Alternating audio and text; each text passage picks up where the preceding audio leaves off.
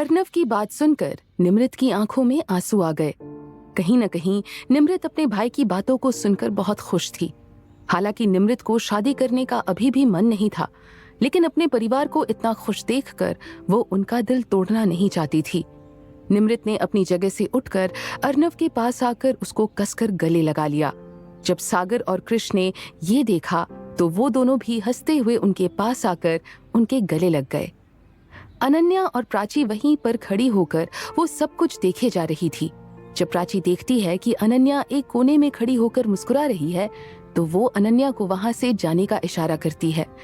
जब अनन्या प्राची के इशारे को देखती है, तब जाकर वो भी उन चारों के पास जाकर उन चारों को कसकर गले लगा लेती है। सभी भाई बहन को मिलते देखकर प्राची की आंखों में आंसू आ गए। उसे कभी भी भाई का प्यार नहीं मिला था, और जब उसे पता चला विवान उसका भाई है, तो उसे भी इस समय अपने भाई की याद आ गई।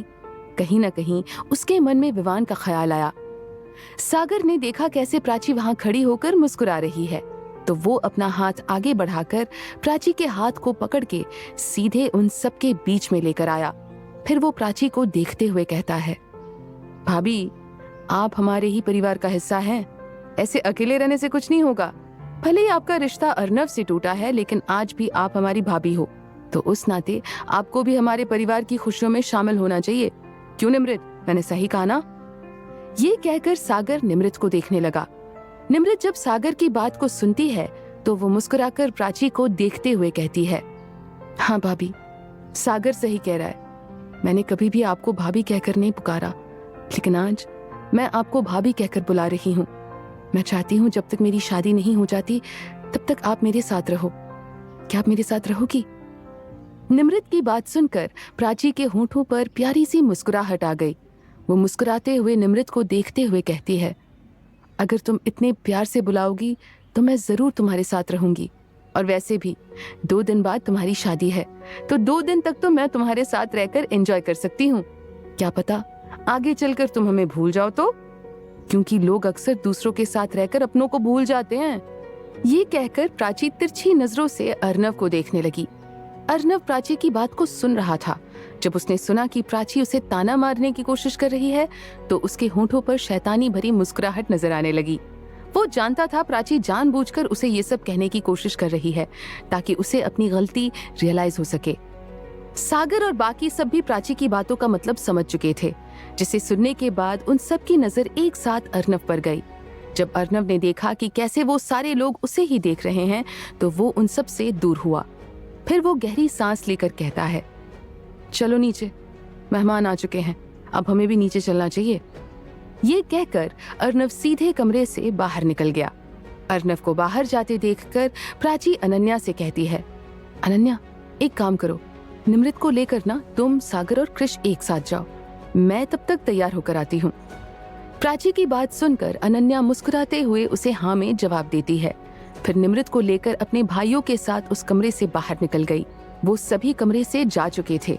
ये देखकर प्राची चैन की सांस लेती है, क्योंकि थोड़ी देर पहले अर्नव के वहां रहने की वजह से प्राची को बहुत अजीब फील हो रहा था।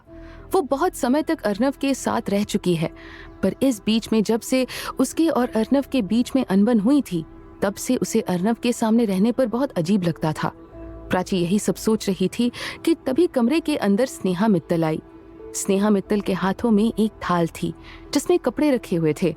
जब स्नेहा मित्तल ने देखा कि प्राची चुपचाप बेड पर बैठी हुई है, तो वो प्राची के पास आकर उस कपड़े की थाल को उसके पास रखते हुए कहती है, वैसे तो मैं जानती हूँ तुम मेरा दिया हुआ कुछ भी नहीं लेना चाहोगी, लेकिन मैं चाहती हूँ तुम इन कपड़ों को पहनो। मैं जानती हूँ प्राची कि तुम मुझे देखना भी पसंद नहीं करती हो, लेकिन मेरा यकीन करो, मुझे अपनी गलती का एहसास हो चुका है। मैं तुमसे माफी मांगना चाहती हूँ। क्या तुम अपनी माँ को माफ कर पाओगी? ये कहते ही स्नेहा मित्तल ने नीचे झुककर प्राची के पैरों को पकड़ लिया। जब प्राची स्नेहा मित्तल की बात सुन रही थी, तो उसकी आंखों में आंसू आ चुके थे, लेकिन जैसे ही उसकी नजर अपने पैरों पर गई, तो वो जल्दी से अपनी जगह से उठी। फिर वो 2 कदम पीछे लेकर कहती है, माँ, आप ये क्या कर रही हैं? आप मुझे पाप का भागी बनाने की कोशिश क्यों कर रही हैं? प्राची की बात सुनकर स्नेहा मित्तल अपनी जगह से उठी। फिर वो उसे देखकर रोते हुए कहती है, मैं जानती हूँ तुम मुझे देखना पसंद नहीं करती हो, लेकिन प्लीज प्राची मुझे माफ कर दो। मेरी गलती की सजा मेरे बेटे को मत दो। मुझे एहसास हो चुका है कि मैं जो कर रही थी वो बहुत बड़ा गुनाह था। मैं दिल से तुमसे माफी मांगना चाहती हूँ। तुमको जो सजा देना है तुम मुझे दे सकती हो, मुझे हर सजा मंजूर है, लेकिन प्लीज मेरे बेटे की लाइफ में वापस आ जाओ। स्नेहा मित्तल की बात सुनकर प्राची गहरी सांस लेते हुए कहती है, नहीं माँ, मैं उनकी जिंदगी में नहीं आऊंगी। लेकिन आप फिक्र मत कीजिए, मैं आपसे नाराज बिल्कुल भी नहीं हूँ। मैं आपकी बातों को कब का भूल चुकी हूँ। वैसे भी इस बीच में मिहिका की वजह से आप कुछ भी ठीक से नहीं कर पा रही थी। ये सब जानने के बाद मेरा गुस्सा खत्म हो चुका था, इसीलिए तो मैं आज भी आपको माँ मानती हूँ, वरना मैं इस घर में कभी नहीं आती। मैं निमृत की शादी में नहीं आती। लेकिन प्लीज आप वापस से अपनी बेटी की जिंदगी में मुझे मत आने के लिए कहिए। आप अपने बेटे से बहुत प्यार करती हैं, हर माँ अपने बच्चे से प्यार करती है, लेकिन मेरा क्या माँ? मैं भी तो इंसान ही हूं ना, मेरे भी तो कुछ अरमान हैं। क्या मैं अपने अरमान को खत्म कर दूं? मुझसे अब नहीं होगा माँ। मैं अर्नव से बहुत प्यार करती हूँ, इतना कि शायद कोई सोच भी नहीं पाएगा, लेकिन बार बार अपने अपमान को सहते हुए मैं उस इंसान की जिंदगी में नहीं जाना चाहती हूँ जो हर समय मुझे गलत समझता हो, मुझ पर यकीन ना करता हो।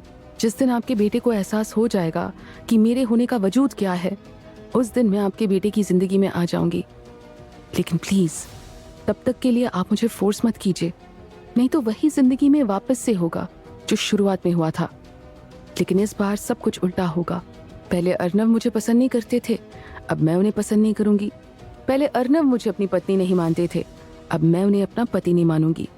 पहले अर्नव मुझसे दूर जाना चाहते थे, अब मैं उनसे दूर जाना चाहूंगी। ये कहकर प्राची गुस्से में स्नेहा मित्तल को देखने लगी। हालांकि प्राची का गुस्सा करने का मन नहीं था, लेकिन पुरानी बातें याद आते ही प्राची की आंखें गुस्से से लाल होने लगी। वो बस अपना गुस्सा निकालना चाहती थी और ऐसे में उसका गुस्सा स्नेहा मित्तल के सामने निकल गया। स्नेहा मित्तल ने जब प्राची की बातों को सुना तो वो हल्का सा मुस्कुरा दी। फिर वो प्राची के पास आकर कहती हैं, ठीक है प्राची, मैं तुम्हें फोर्स नहीं करूंगी, लेकिन हाँ तुमसे यही कहूंगी कि कभी भी अर्नव को छोड़ने के बारे में मत सोचना।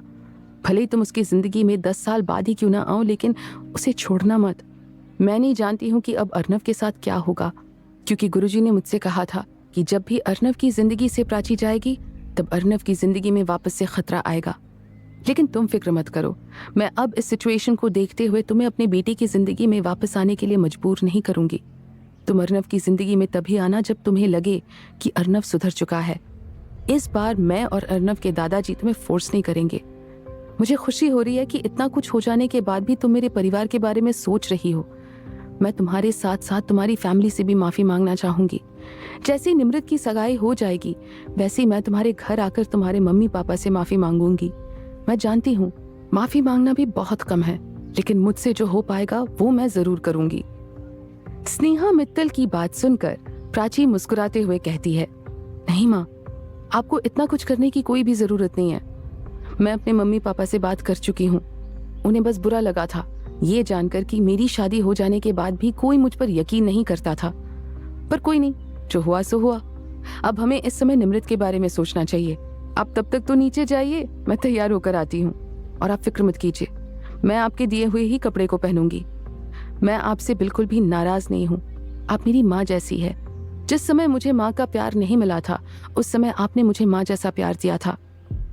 प्राची की बात सुनकर स्नेहा मित्तल मुस्कुराते हुए उसके पास आकर उसके गालों पर हाथ रखकर बड़े प्यार से कहती है, सच में मैं बहुत बड़ी बेवकूफ थी जो अपने ही घर में आई हुई लक्ष्मी को घर से भगाने की कोशिश कर रही थी। भगवान ने मेरी बुद्धि भ्रष्ट कर दी थी, जो मैं कुछ समय के लिए अंधी हो चुकी थी। लेकिन अब मैं कभी भी इस तरह का गलत काम नहीं करूंगी और कभी भी तुम्हें अपने परिवार से दूर नहीं जाने दूंगी। तुम हमारे परिवार का हिस्सा हो और हमेशा रहोगी। मैं जिस दिन मर जाऊंगी उस दिन मैं यही चाहूंगी कि तुम मेरे पूरे परिवार को बांध कर रखना, हमेशा ऐसे ही खुश रहो। ये कहकर स्नेहा मित्तल मुस्कुराकर वहां से चली गई। स्नेहा मित्तल की बात सुनने के बाद प्राची ने खुद को शांत करने की कोशिश की। वो जानती थी कि स्नेहा मित्तल को उनकी गलती का एहसास हो चुका है और कहीं न कहीं उन्हें अब पछतावा भी हो रहा है।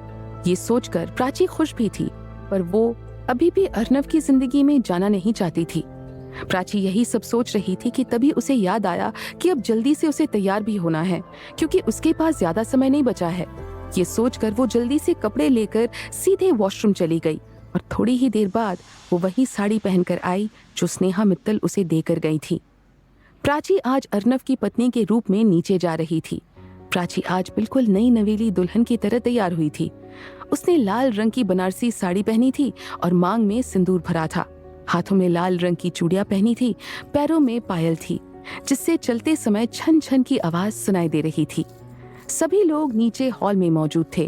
अब तक प्राची के मम्मी पापा भी आ चुके थे, क्योंकि एंगेजमेंट पार्टी में राम मित्तल ने उन्हें फोन करके स्पेशली बुलाया था, तो वो मना नहीं कर पाए। लड़के वाले भी आ चुके थे और निमृत भी उन सभी के साथ बैठी हुई थी। निमृत का शादी करने का मन तो अभी भी नहीं था, पर वो सिर्फ अपने परिवार के लिए ये शादी कर रही थी। अर्नव बैठकर सागर के साथ बात कर रहा था। तभी उसके कानों में पायल की छन छन सुनाई दी। जब उसने उस आवाज को सुना तो उसकी नजर तुरंत सीढ़ियों से आ रही प्राची पर गई। प्राची को देखते ही अर्नव का दिल जोरों से धड़कने लगा। आज प्राची बहुत ज्यादा प्यारी लग रही थी। उसके होठों की मुस्कुराहट उसकी सुंदरता को बढ़ा रही थी। अर्नव का दिल कर रहा था कि वो अभी जाकर प्राची को अपने सीने में छुपा ले, कोई भी प्राची को देख न सके और वो प्राची को यहाँ से लेकर चला जाए, क्योंकि लड़के वाले की तरफ से आए हुए जितने भी गेस्ट थे वो सब प्राची को ही देख रहे थे और ये बात अर्नव को बिल्कुल भी पसंद नहीं आई थी। अर्नव के बगल में बैठे सागर और रणवीर दोनों ने जब अर्नव की हालत देखी तो उन दोनों को ही हंसी आ गई। रणवीर सागर को देखते हुए हंसकर कहता है, लगता है यहाँ पर कुछ जल रहा है, मुझे काफी समय से जलने की बू आ रही है। आगे क्या होगा जानने के लिए सुनते रहिए इस कहानी को सिर्फ पॉकेट एफएम पर।